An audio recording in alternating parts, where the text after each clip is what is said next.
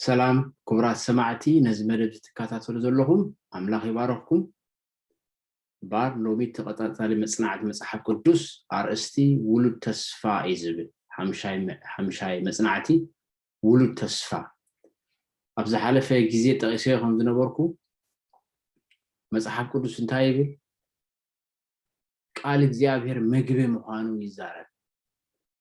ስለዚህ ንናይ እግዚአብሔር ቃል ክትብህጉ ሐረር ክትብሉ ኩልና ማለት እዩ ክንምገብ ፍቃድ አምላኽ እዩ ምክንያቱ እግዚአብሔር ስልጣን ናይ እግዚአብሔር እዩ እግዚአብሔር ኣብ ልዕሊ ኩሉ ይገዝእ ታሪኽ ኣብ ትሕቲ እዩ ንዓና ድማ ስናይ ሓሳብ ጽቡቕ ሓሳብ ኣለዎ ኩሉ ሰዓት ቃሉ ብምንባብ ፍቃዱ ክንፈልጥ ንሱ ከም ዝመርሐና ከም ዝሓልየልና ከም ዘፍቅረና ክንፈልጥ ነቲ ኣብ ህይወትና ዘለዎ መደብ ድማ ክንፈልጦ ክንርድኦ መታን ቃሉ ነንብብ ንጽሊ ድማ ስሙ ፀዊዕና ንጽሊ መታን ሓይሊ ክበና ኩሉ ካብኡ ስለ ዝኾነ ስለዚ ብኡ ምኽንያት ኢና ቃል እግዚአብሔር ነጽንዕ ስለዚ እዚ ኣገዳሲ መጽናዕቲ ክሳብ መወዳእታ ክትከታተልዎ ዕድመኩም ሓፂር ነዊሕ ኣይኮነን ስለዚ ልዕሊ ኩሉ ግን ኩሉ ሰዓት ከምቲ ንገብሮ ማለት እዩ ቃል እግዚአብሔር ምጽናዕ ቅድመ መጀመርና ንጽሊ ታይ ማለት እዩ ንኣምላኽ ንዕድሞ ብመንፈሱ ኣቢሉ ምሳና ክኸውን እቲ ፍቃዱ ንምፍላጥ ኢልና ንገብሮ ዘለና ፈተነ ናይ ብሓቂ ክንሱ ክቕበሎ ምርዳእ ክበና ማለት እዩ ብመንፈሱ ኣቢሉ ስለዚ ምሳይ ክትሓብሩ ብጸሎት ይዕድመኩም ቅዱስ እግዚአብሔር አምላክ ሰማይን ምድርን ዝፈጠርካ ተመስገን ነዛ ሰዓት እዚኣ ስለዝሃብካና ቃልካ ክንጽንዕ ነመስግነካ ኣለና ንኩሎም ነዚ መልእኽቲ ዝሰምዑ ባረኮም ምስትውዓል ሃቦም ምሳና ኩን ብስም ኢየሱስ አሜን ስለዚ ስላይድ ክትሪኢኹም ማለት እዩ ዳሕራይ ጽሑፍ እንዳንበብኩሞ ምክንያቱ ኣነ ክዛረብ ከለኹ ንስኹም ድማኒ ክትሪኢዎ ትኽእሉ ኢኹም ንኣብነት ቴሌቪዥን እንድሕር ኣለኩም ንኣብነት ኣብ ገዛ ዓብይ ስክሪን እንድሕር ኣለኩም ነዚ ድማኒ ኮፍ ኢልኩም ከም ስድራ ቤት ክትሪኢዎ ክትከታተልዎ ትኽእሉ ኢኹም ደቁኹም መጽሓፍ ቅዱስ ኣልዒሎም ነቲ ዝዝረብ ዘሎ እንዳረኣይዎ እንዳንበብዎ ካብ መጽሓፍ ቅዱስ ገንፂሎም እንዳረኣዩ ጽቡቕ ዕድል ኣጋጣሚ ስለዚ ምናልባት ቆልዑ ዘለኹም ስድራ ቤት ዕብይ ዝበልኩም እንድሕር ኣለኩም ብሓደ ኮይንኩም ተኣኪብኩም ነዚ ኣብ ዩቱብ ገይረዮ ዘለኹም ምስ ኮምፒተር ኣተሓሒዝኩም ኣብ ዓብይ ስክሪን ክትሪኢዎ ትኽእሉ ኢኹም መጽሓፍ ቅዱስ ሒዝኩም እቲ ዝዝረብ ትሪኢዎ ስለ ዘለኹም ማለት እዩ ስለዚ በዛ ኣጋጣሚ እዚ ክብል ደሊ ስለዚ ታርእስቲ ከምታ ቀዲመ ዝበልኩ እንታይ እዩ ውሉድ ተስፋ እዩ ዝብል ሎሚ ካብ ናይ አብርሃም ታሪኽ ኢና ንርኢ ዘለና እግዚአብሔር ምስ አብርሃም ዝነበሮ ርክብ ጽኑዕ እዩ ንግዚአና አብርሃም ዓርከይ ይብሎ ስለዚ በትብኡ ኣቢሉ ዝገብሮ ዝነበረ ርክብ ንሕና እንታይ ንመሃር ምክንያቱ ኣምላኽ ሓደ ሰብ ዘይኮነ እዚ ኣምላኽ ኩሉ ሰብ ስለ ዝኾነ በአብርሃም ገለ ነገር ተገበረ ወይ ዝኾነ ይኹን ሰብ ተገበረ ንኹሉና እንደቃ ኣዳም ንምምሃር እዩ ዕላማ ስለዚ እንደገና ናብኡ ክነኣቲና ናብቲ መጽናዕቲ እቲ ስክሪን ከሪአኩም ዳሕራይ ክትሪእዎ ኢኹም ብሓባር ማለት እዩ እንታይ ይብል ከም ዘለኹም ውሉድ ተስፋ ይብል ውሉድ ተስፋ ኢና ማለት እዩ ቀፂሉ ዝርኢ እንታይ እዩ መጀመርያ ንሪኦ ነቶም ብመስዋዕቲ ገይሮም ምሳይ ኪዳን ዝኣተው ቅዱሳናይ ኣኩብለ ኢሉ ንሰማያት ኣብ ላዕልን ንምድርን ይጽውዕ እግዚአብሔር ኪዳን ዝኣተው ሰባት ብዛዕባ ኪዳን ኣብ ዝሓለፈ ተዘራሪብና ነርና እንታይ ማለት እዩ ኪዳን ማለት ዓብይ ትርጉም ዘለዎ ኣብ መጽሓፍ ቅዱስ እዩ ንኣብነት ከም ፍሉጥ ንሕና ብብዙሕ መንገዲ ሰሚዕናዮ ዘለና እንታይ እዩ ብሉይ ኪዳን ሓድሽ ኪዳን ብሕፅር ብዝበለ ካልእ ድማ ምስ ሰባት ድማ ኪዳን ይኣቱ ምስ አብርሃም ምስ ኖህ ምስ ኣዳምን ሔዋንን ብዙሕ ኣጋጣሚታት ብዙሕ ኣብነታት ንሪኢ ኣብ መጽሓፍ ቅዱስ ምስ ነፍሲ ወከፍ ሰብ ድማ ኣምላኽ ኪዳን ከኣቱ ይደሊ ምስ ነፍሲ ወከፍ ሰብ ምክንያቱ ምስ ኣምላኽ ኪዳን ዘይኣተወ ካብ ኣምላኽ በረኸት ክቕበል ኣይክእልን እዩ ትኺዳን ድማ ክጽንዕ ኣለዎ ኪዳን ከምታ ቀዲመ ጠቐስኩዎ ዝሓለፈ ግዜ ውዑል ማለት እዩ ክልተ ኣካላት ክሰማምዑ ከለዉ ብዛዕባ ሓደ ነገር ማለት ስለዚ ኣምላኽ ይጽዋዕ ኣሎ ነቶም ብመስዋዕቲ ገይሮም ምሳይ ኪዳን ዝኣተው ቅዱሳነይ ኣክብሎ ኢሉ ንሰማያት ኣብ ላዕልን ምድርን ይጽዋዕ ኣሎ መስዋዕቲ ይሓትት እዩ ኪዳን ክትኣቱ ከለኻ ክትገብሮ ዝግባእካ ግዴታት ኣሎ ነቶም እሙናት ዝኾኑ ማለት እዩ ናይ ኪዳን ዕላማ እንታይ እዩ ኣምላኽ ኣብ ልዕልቶም ምስ ዘላለማዊ ኺዳኑ ዝሓብሩ ዘለዎ ዕላማ እንታይ እዩ ነዞም ሕቶታት እዚኣቶም ንምምላስ ነቲ ኣምላኽ ምስ ኣብርሃም ዝነበሮ ኪዳን ነጽናዕዮ እዚአን ክንርኢና ተነጥቅታት ማለት እዩ ዕቁባ ንምዃን ኣምላኽ ዕቁባና ክኸውን ከዕቁበና ስለ ዝደሊ ምስኡ ኪዳን ክንኣቱ ይደሊ ክባርኸና ኸ አይደሊ ኣምላኽ ምስኡ ኪዳን ክንኣቱ ንምንታይ እዩ ዝደሊና መታን ክባርኸና ካልእ ንምድሓና ካልእ ንኽንእውጅ ብዛዕባ ትናቱ ዘለዎ ስራሕ ሰናይ ፍቓድ ንኻልኦት ሰባት ክንነግር ካልእ ስም ዓብይ ንምግባር ሓደ ብሓደ ዝንታይ ማለት ምዃኑ ክንርኢ ኢና ዕቁባ ንምዃን ክብል ከሎ እግዚኣብሔር ድሕርዚ ነገርዚ ቃል እግዚኣብሔር ከምዚ ኢሉ ናብ ኣብርሃም መፅእ ኣይትፍራሕ ዋልታኻ ኣነ ዘርኻ ክበዝሕ ኢሉ ዋልታ ርኢኹም እንድሕር ኣለኹም ኣብ ስእሊ ሕጂ እንታይ እዩ ኩናት ተወርዊሩ ክመፅእ ከሎ በቲ ናይ ቀደም ናይ ውትድርና ናይ ዕጥቂ ማለት እዩ ኣብ ልዕሊኻ ክንዲ ዝወድቕ ኣበይ ይወድቕ ከም መከላኸሊ እግዚኣብሔር ኣነ ዋልታኻ እየ ይብሎ ኣሎ ኣምላኽ በቲ ምስ ኣብርሃም ዝነበሮ ጥቡቕ ርክብ ኣነ ዋልታኻ እየ ኢሉ ርእሱ ኣላለዮ ዋልታ ጥራይ ዘይኮነስ ዋልታኻ እየ ይብሎ ንሱ ዋልታና እዩ ክቡራት ሰማዕቲ እግዚኣብሔር ዋልታና ክኸውን ይደሊ ካብ ኩሉ መጥቃዕትታት ኣእምሮኣዊ ድዩ መንፈሳዊ ድዩ ኩሉ ነገር እግዚኣብሔር ዋልታና ኮይኑ ክከላኸለልና ይደሊ ነዚ ከም ዝኣመሰለ ፃውዒት ናይ ብሓቂ ብዘይ ምድንጓይ ምሕዳር መልሲ ክንህቦ ኣዎንታዊ መልሲ ክንህቦ እግዚኣብሔር ይደልየና ብዙሕ መንገዲ በዚ ኣጋጣሚ እዚ ኣብ ብዙሕ ኩነታት ዘለኹም ብናይ ኣእምሮ ድዩ ብናይ ጭንቀት ድዩ ብናይ ዲፕሬሽን ድዩ ስትረስ ድዩ ብብዙሕ መንገዲ ትሳቀዩ ዘለኹም እግዚኣብሔር እንታይ ይብላ ኣሎ ሎሚ ኣነ ዋልታኹም ክኸውን ናይ ኣምላኽ ተቐዲመ ዝበልኩ ኣምላኽ ኩሉ ሰብ እዩ ኣምላኽ ኩልና ደቂ ኣዳም እዩ እቲ ንኣብርሃም ዝበሎ ንኩልና ይብለና ኣሎ ማለት እዩ ካልኦት ጸሓፍቲ መጽሓፍ ቅዱስ እውን ንኣምላኽ ከም ዋልታኦም ተኣመንዎ ኣብ ዘዳግም ንረኸቢና ኣብ ዘዳግም ምዕራፍ 33 ፍቕዲ 29 ኣብ ካልኣይ መጽሓፍ ሳሙኤል ምዕራፍ 22 ፍቕዲ 3 ኣብ መዝሙር ዳዊት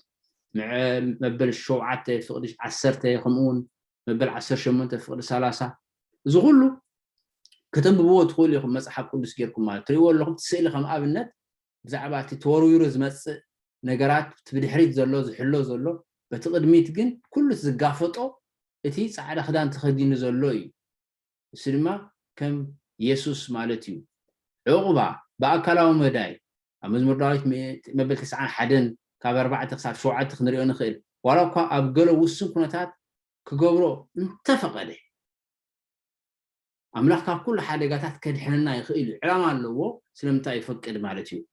ሓለዋ ካብ ፈተና ኣብ ቀዳማይ ቆሮንጦስ ሕጂ ምዕራፍ 10 ፍቕዲ 13 እንታይ ይብለና እንተደኣ ሓቲትና እዩ ኣምላኽ ካብ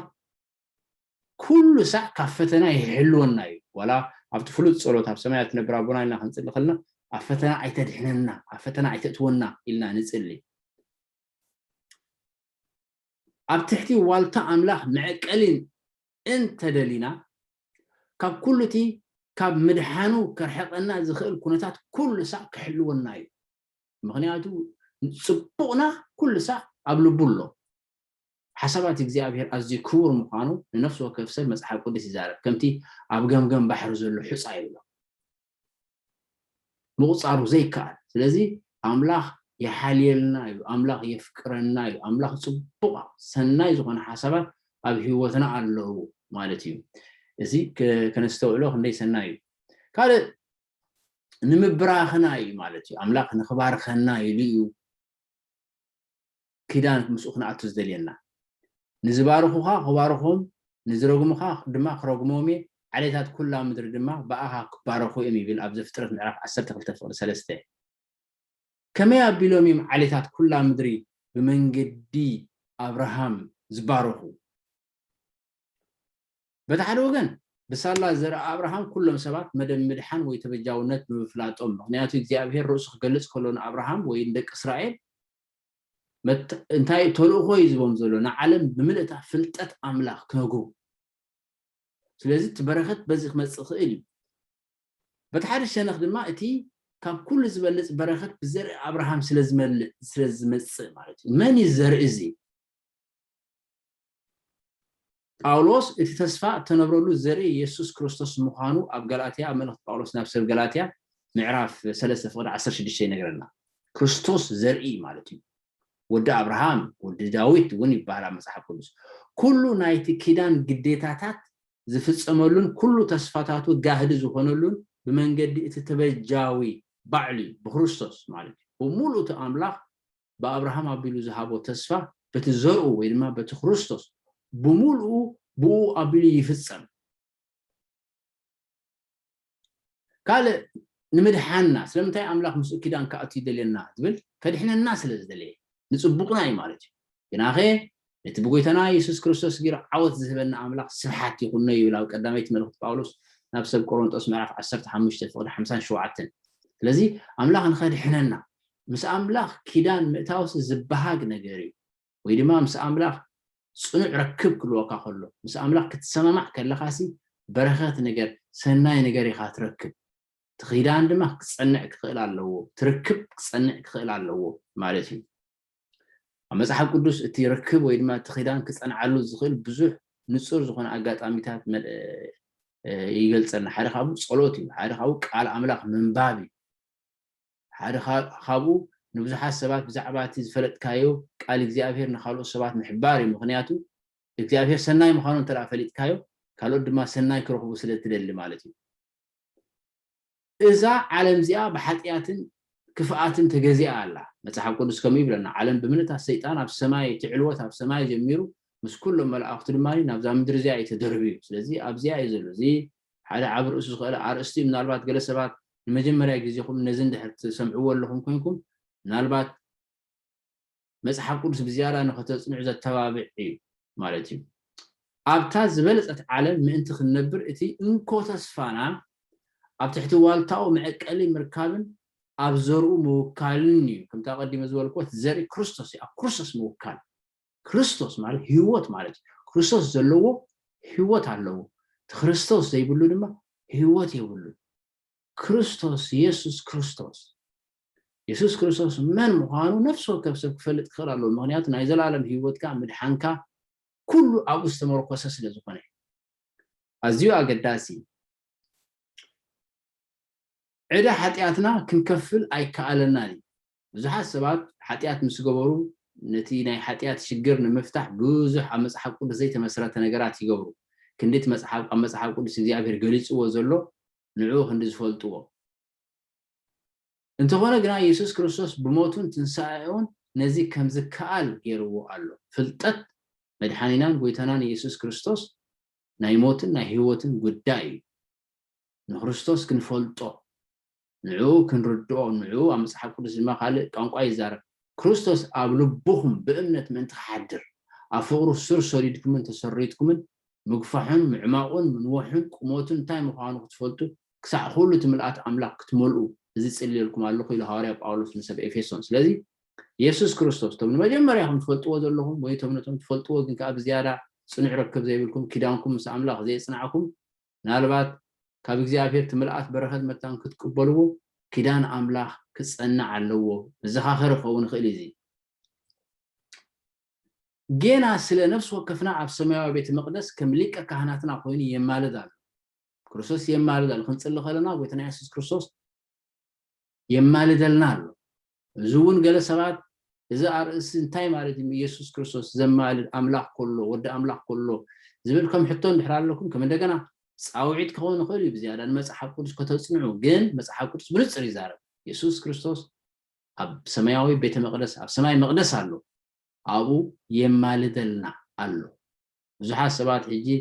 መማልድቲ ቅዱሳን ዶ ጻድቃን ዶ ኢሎም ይዛረቡ ኣብ መጽሓፍ ቅዱስ መሰረት የብሉ እዚ ብንጹር ተጻሒፉ ዘሎ ኣብ መንጎ ኣምላኽን ሰብ ኮይኑ ዘማልድ ወዲ ኣምላኽ ምዃኑ መጽሓፍ ቅዱስ ይዛረብ መፈጸምታ ተስፋ ናይቲ ኣምላኽ ምስ አብርሃም ዝኣተወ ኺዳን ኢየሱስ ክርስቶስ ምዃኑ ኣፍና መሊእና ክንዛረብ ንኽእል ኢና ምክንያቱ እቲ ኩሉ ዝተባህለ ዘርእኻ ክበዝሑ እዮም ዝተባህለ ምድሪ ከነኣን ክህበካ እየ ዝተባህለ ኩሉ ትቐንዲ ዕላማ ነታ ቀንዲ ሚሽን ወይ ድማ ተልእኾ ንዓዓ ንምፍጻም ክኽእሎም ተልእኾ ተጨውዩ ክንብል ንኽእል ኢና ምክንያቱ ደቂ እስራኤል ነቲ እግዚኣብሔር ዝሃቦም ተልእኾ ስለ ዘይተረድእዎ ምክንያቱ ናብ መጽሓፍ ቅዱስ ታይብለና ኣብ ወንጌል ዮሐንስ ብዛዕባ ጎይታና ኢየሱስ ክርስቶስ ክዛረብ ከሎ ናብቶም ናቱ መጽአ دك إسرائيل كابا يهود سلازخونه تمناتو جنا أي تقبلوون نتم تقبلوا ذبلوا كلهم بسمون زعامنا جنا ولد أملاح كونوا مسل هابو يبل لذي يسوع كريستوس أب تاريخ إسرائيل تفسنا أب هيوت كا ويا أب هيوت كيف تفسن دما عبي تنقى غير اللي مالتي خن قبلوا خن كلا لنا كل ساعة في دقة لبنا مسكوحة كحي قال ن أتي قوتنا يسوع كريستوس سلمن تايو زبل حتى نمواجي لي على اللغة قديمة إخزافير إسرائيل كم إسرائيل سفلتو من أبراهام كم أبراهام سفلتو نعوه بارخو كان برخاتك جورو كأوجنة ملأختي نسخاتكم كا زياتن أبكر مهزبتات ومن مستوعالكم من إيانمو سلازة حلوون جبروون دمان كل زي حقاقات زي سمعوه زعبيه هزبي بحق فلاتنا استوعال هزبي كبلو إيوم يبل تعلا خمين يرو كل تجزافير رحبهم تزادات ممرحيتات كسعوه كله سبات دما نتي زيابير زجبروا لهم كريو كله سلازة سبات خالو سبات نتي تمدري بحق حضروا بتان زيابير كفلتو يبل كل خمين يرتعلامة مالتنا يدك إسرائيل زيابير كسوع عن كله زيابير مزخون يكون عاليت مزخون يكون ناشناليتي مزخون يكون سب أدلوا يبلون نسب كم سب يزري كلنا دك قدامنا بملك عامله هنا تفتيرنا زخونه حزبي ويزخون السب زخونه والكسب بفول نحد اعتباريخو تقند علامانا زيابير بتسبب بيلو متان نعالم نبرخت المخان يو مالتي ስለዚህ ምእዋጅ ማለት ደቂ እስራኤል ንዓለም ክነግሩ እዩ ብፍሉይ ተሓሪ ህዝቢኦም ደቂ አብርሃም ብምዃኖም አምላኽ ነዚ ነገራት እዚ ከተስፎ ከሎ አብርሃም ውሉድ ዝበሃል ፈፂሙ አይነበሮን እንተኾነ ግና ዘርኢ አብርሃም ካብ ግብፂ ምስ ወፁ ብዙሕ ህዝቢ ኮይኖም ነበሩ እዚ መፈፀምታ ናይ ተስፋ አምላኽ ንርኢ አምላኽ ምሳታቶም ተስፋው አረጋገጾ ወይ አራጎዶ ንፍሉይ ተልእኮ ድማ ሕድራ ሃቦ ንኻልኦት ህዝብታት ከም አብነት ክነብሩን ካብ ኣብ ጸልማት ብርሃን ክኾኑን ማለት ንአምላኽ ዘይፈልጥ እንድሕር ኣሎ ሓደ ሰብ ቃል እግዚአብሔር ዘይትፈልጥ ወይ ድማ እግዚአብሔር ኣብ ህይወትካ ዘለዎ መደብ ዘይትፈልጥ ኮንካ ኣብ ጸልማት ኢኻ ትነብር ዘለኻ ዓይን ለካ ኣይትርእን እዝን ለኪ ኣይትሰምዕን ማለት እዩ ምክንያቱ እግዚአብሔር ነዚ ዓለም ፈጢሩ ኣብ ህይወት ዘለና ቦይና ነብር ቦይና ንዋሳወስ ንዑን ድሕር ዘይፈልጥና ነብር ኣለና ክንብል ኣይንኽእልና ስለዚ እቲ ቀንዲ መሰረታዊ ነገር ንብርሃን ክኾኑ ንዓለም ክብል ከሎ ፍልጠት እግዚአብሔር ንዓለም ክነብሩ ማለት እዩ ደቂ ሰብ ንኣምላኽ እስራኤል ክደልይዎን ነቲ መድሓኒ ዓለም ዝኾነ መሲሕ ክቕበልዎን ድልየት ኣምላኽ እዩ ዝነበረ ኩሎም ቶም ናብኡ ዝጥሙቱ ብህይወት ምእንቲ ክነብሩ ክርስቶስ ኣብ ቅድሚ ህዝብታት ልዕል ክብል ነበሮ እዚ ኣብ ክራይስት ኦብጀክት ሌሰንስ ዝበሃል ኣብ ገጽ 290 ንረኽቦ ማለት እዩ ትቐንዲ ዕላማ ክርስቶስ ዝመፀ ዓለም ንምድሓን እዩ እምበር ንዝተወሰነ ሰባት ኣይነበረን ህዝቢ ኣምላኽ ኣብዛ ዓለም እዚኣ ናቱ ወከልቲ ኮይኖም ኣብ ስነ ምግባራውን መንፈሳውን ጸልማታ ብርሃን ክኾኑ እዩ ድልየቱ ኣብ ሙሉእ ሃገራት ናእሽቱ ከተማታትን ዓበይቲ ከተማታትን ዓድታትን ፋሒሎም ናቱ መሰኻኽር ኮይኖም ከም መትረብ ነዛ እምነት ዘይብላ ዓለም ፍልጠት ፍቓዱን እቲ ዘደንቕ ጸጋውን ዘመሓላልፉላ እዮም ማለት እዩ ስለዚ ከም እስራኤል ንዛረብ ኣለና ወይ ከም አብርሃም ንዛረብ ንኽእል ንኸውን ከም ሓደ ሰብ ግን እግዚአብሔር ምስ ውልቀ ሰባት ወይ ምስ ጉጅለ ሰባት ኣይኮነን ጉዳዩ ምስ ኩሉ ሰብ እዩ ስለዚ አብርሃም ድዩ ኖህ ድዩ ወይ ደቂ እስራኤል ድዮም እንተደኣ ተባሪኾም ኮይኖም ፍሉይ ዝኾነ ሓለፋ ዘለዎም መሲል እስራኤልና ኣይኮነን ታዳ ብኦም ኣቢሉ ተሓርዮም እዮም ርግፅ ግን ብኦም ኣቢሉ ንዓለም ንዓይ ንዓኻ ንዓኺ መልእኽቲ ኣምላኽ ፍልጠት ኣምላኽ ክወሃበና ንኣምላኽ መታን ክንፈልጦ ከምታ ቀዲመ ጠቐስክዎ ኩሉ እቲ ምስ ኣምላኽ ክዳን ብምምፃእ ክመፅእ ዝኽእል በረኻት መታን ተኻፈልቲ ክንከውን እቲ ዕላማ ዝሕጂ ኣብ ኣበዋትን ነቢያትን ዝብል ኣብ ምዕራፍ 12 ኣብ ገጽ 134 ንረኽቦ ማለት እዩ ካልእ ስሙ ዓብይ ንምግባር እዩ እቲ ኪዳን ምስ አብርሃም ዝኣተወ ንዓብይ ህዝቢ ክገብረካን ክባርኸካን እየ ንስምካ እውን ከዕብየ ንበረኸት ድማ ክትከውን ኢኻ ኢሉ እግዚአብሔር ከምታ ቀዲመ ዝበልኮ እግዚአብሔር ከምዚ ክብሎ ከሎ ውሉድ አይነበሩን አሪጎም የሚሮም ንሱን ሳራ ግንብ ባቢሎን በምህናጾም ደቅሰብ ስሞም ልዕል ከብልዎ ደለዩ እዚ ብምግባሮም ግና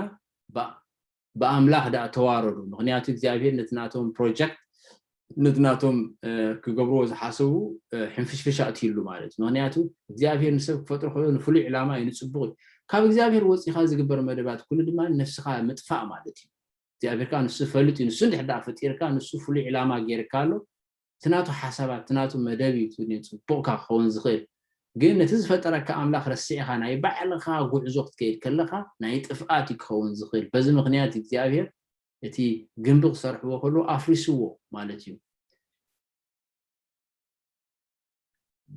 በሃሎ ወገን ንሓደ ወዲ ሰብ አብርሃም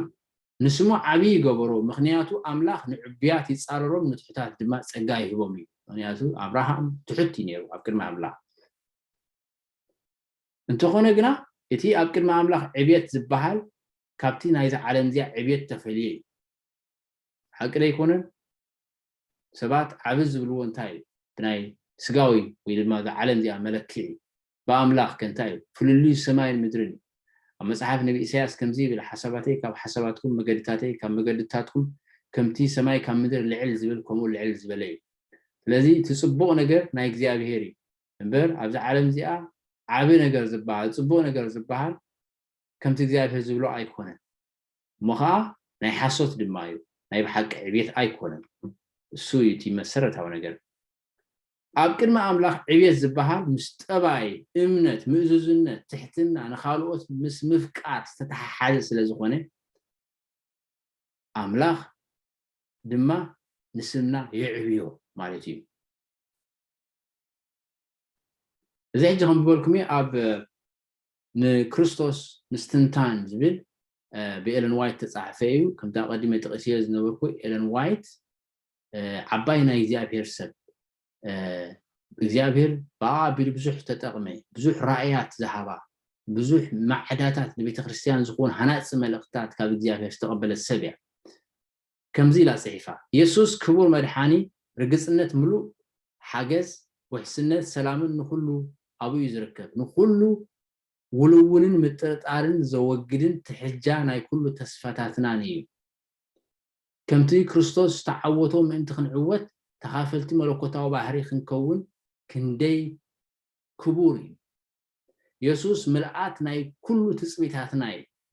ንሱ ዜማ መዝሙራትናን ኣብ ምድሪ ኣጻምእ ድማ መጽለሊ ዝኸውን ዓብይ እምባ እዩ ነታ ጸመት ነፍሲ ዘርዊ ህያው ማይ እዩ ኣብ ግዜ ማዕበል ድማ መዕቆቢና እዩ ንሱ ጽድቅና ቅድስናና መድሓንና እዩ ኢየሱስ ናይ ብሕትና መድሓኒ ምስኮነ ናይቲ ካብ ጸልማት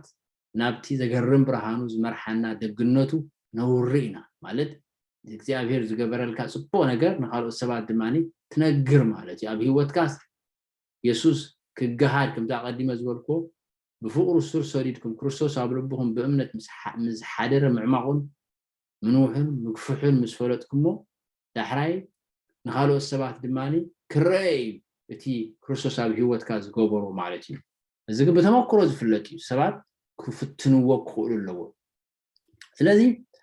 ክቡራት ሰማዕቲ እንታይ ኢና ርኢና ሎሚ ኣብዚ ናይ ዘርኢ ዝብል ውሉድ ተስፋ ዝብል ኣምላኽ ምስኡ ኪዳን ከነኣቱ ዝደልየና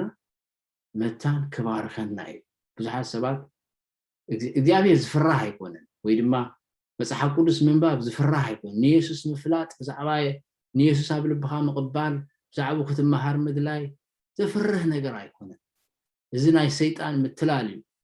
ሰባት ንኢየሱስ ከይፈልጥዎ ስለ ዝደሊ ኢየሱስ ንጽቡቕና ንሰላምና ንድሓና ዝሓስብ ንዑ ምፍላጥካ ኩሉ ጽቡቕ ነገር መታን ክንረክብ ኢሉ እዩ ስለዚ ብኡ ምክንያት ኢየሱስ እንታይ ኢሉ ኣቱም ኩልኩም ትጽዕሩን ጾር ዝኸበደኩምን ናባይ ንዑ ኣነ ክዕርፈኩም ኣነ ለዋሄ ልበይ ትሑት ኣርዕተይ ፈኩሽ ጾረይ ድማ ቀሊል እዩ ስለዚ ኢየሱስ ይጽዋዓና ሎሚ ድማ ኣብ ጽባሕ ምስኡ ክንጓዓዝ ፈቃዱ እዩ መታን ንሕና ጽቡቕ ክንረክብ ስለዚ ተስፋ ገብር እዚ እንደገና ክትርእይዎ ትኽእሉ ኢኹም ከዓ ዝኾነ ተባሪኽኩም ክትኮኑ ተስፋ ይገብር ቅድሚ ምዕፃወይ ግን بصلوت كنعصينا مساي بصلوت كتحبرو يعدمكم قدس እግዚአብሔር አምላክና ተመስገን ስለዚህ ጊዜ ዝሃብካና ነዚ ቃልካ ንሕና ውሉድ ተስፋ ክንከውን ተስፋታት ይብካና አላ ንስኻነ ተስፋኻ ክትፍጽሞ ትኽእል አምላኽ ኢኻ ከምተን አብርሃም ዝፈጸምካሉ ስለዚህ ሁሉም ነዚ መልእክት ተሰምዑ ባረኩም ምሳናኹም ተሪፉን ዘሎ ጊዜና ንዓኻ ሕሊፍና ንህብ ኣለና ወአምላኽ ተመስገን ስለ ኩሉ ምሕረትካን ለውሃትካን አባና ዘለካ ሰናይን ጽቡቕን ሐሳብ بسم ጎይታና ኢየሱስ ንጽልይ አሜን ሰላም ኩኑ ባድ ሓንኩኑ